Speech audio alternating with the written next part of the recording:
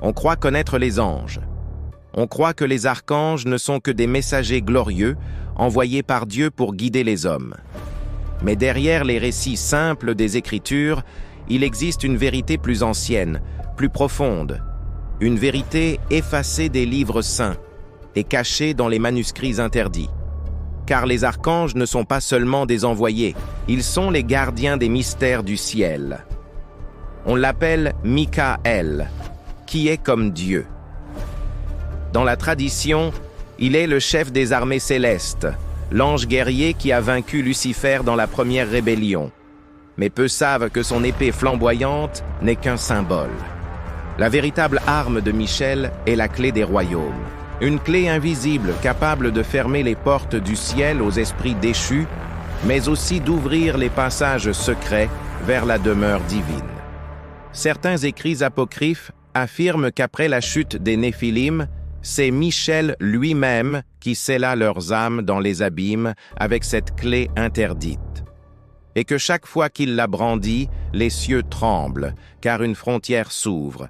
On le connaît comme le messager de la bonne nouvelle, celui qui annonça la naissance de Jean et de Jésus. Mais les anciens disent que Gabriel ne détient pas qu'un message. Il porte une trompette scellée. Une trompette qui n'a jamais encore retenti dans l'histoire du monde. Elle n'est réservée qu'à un seul instant, le jour où le temps cessera, le jour où le ciel descendra juger la terre.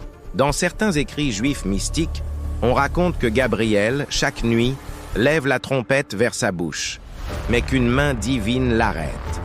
Car s'il soufflait, ne serait-ce qu'un souffle. Les étoiles tomberaient de leur orbite, et les nations s'effondreraient comme des châteaux de sable. Son nom signifie « Dieu guérit ». On le prie pour les malades, les blessés, les âmes brisées. Mais son mystère est plus vaste. Raphaël détient le livre de la vie. Un livre dont les pages ne sont pas faites d'encre et de papier, mais de lumière vivante. Dans ce livre se trouvent les lois qui maintiennent les mondes, les secrets qui recollent ce qui est brisé, jusqu'à l'âme des univers. Les traditions anciennes disent que Raphaël n'est pas seulement un guérisseur, mais un restaurateur de la création. Il peut fermer les plaies des hommes, mais aussi les plaies de la terre, et même celles laissées par la rébellion des anges. Certains mystiques affirment que si Raphaël dévoilait tout le contenu de ce livre, l'humanité aurait le pouvoir de recréer la vie elle-même. Moins connu, parfois même effacé des canons bibliques, Uriel est le porteur de la lumière ardente. Il n'est pas un ange de douceur, mais de révélation. Son feu ne brûle pas pour détruire, mais pour dévoiler. Devant lui, rien ne peut rester caché. Les ténèbres, les illusions, les mensonges, tout disparaît. On dit que Uriel fut envoyé à Enoch pour lui révéler les mystères du ciel et de l'avenir du monde. Mais certains écrits interdits racontent aussi qu'Uriel garde une vérité trop dangereuse pour être révélée aux hommes, la carte du temps où chaque génération est inscrite. Mais voici le secret le plus troublant. Certains textes anciens murmurent qu'il existe non pas 4, mais 7 archanges principaux. Leurs noms ont été effacés des écritures officielles car chacun d'eux détient un sceau sacré. Un sceau qui, une fois réuni aux autres, peut briser l'équilibre entre ciel et terre. Ces sceaux seraient dispersés, gardés dans des lieux interdits et protégés par des forces invisibles.